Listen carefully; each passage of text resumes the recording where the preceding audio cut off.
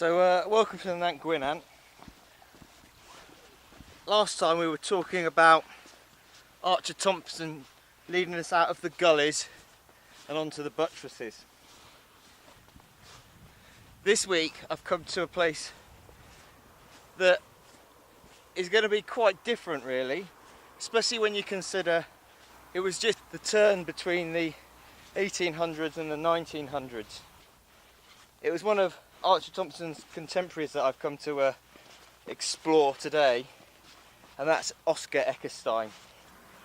Oscar is something of a B-list celebrity when it comes to climbing, and not many people actually know who he is or what he actually contributed to rock climbing. And that's a shame really, because what we're going to find out is that he actually gave us quite a lot.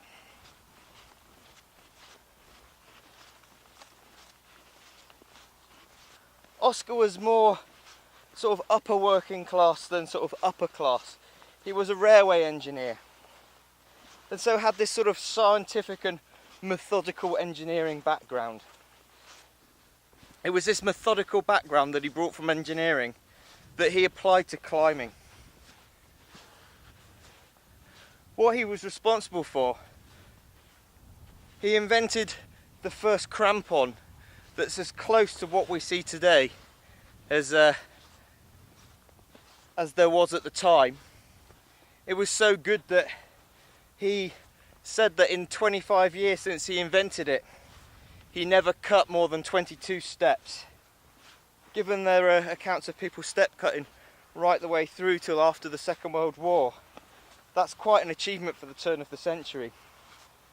Oscar also shortened the axe and sort of gave it the look of what today would be a mountaineering axe. He also did one more thing, a thing that as a instructor and coach I find quite incredible. Coaching is something of a modern term, but the term actually comes from Oxford, and the term to coach was basically a slang for the tutors that carried their students through the exams. And Oscar Eckenstein, he came up with the first coaching, and he did it just up here on what are now known as the Eckenstein boulders. They aren't big, they aren't really impressive.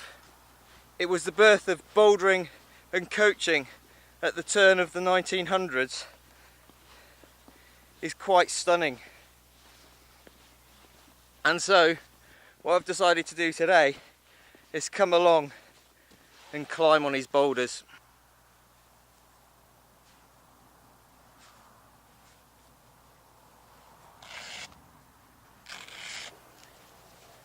As dull as it may sound,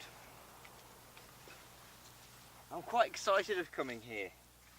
I actually really enjoy bouldering, and this almost feels like coming to the origins of a sport.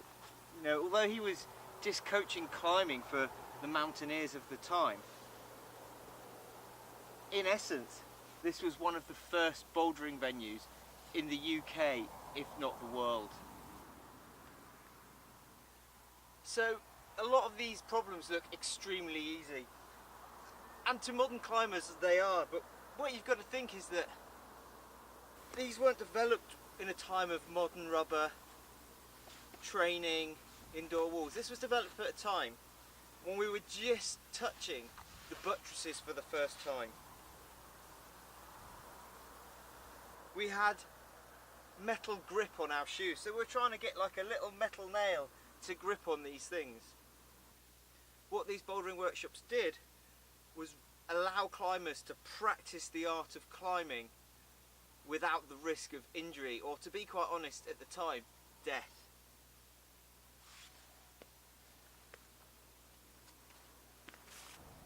So the focal point for the mountaineers of the time was here, the Pennygurid Hotel. It was from here that Eckenstein used to head out to run his balance climbing workshops, and it was from here that Archer Thompson would have headed across to Triven. And as we shall see next episode, when he teams up with Eckenstein and heads over to Clwyd.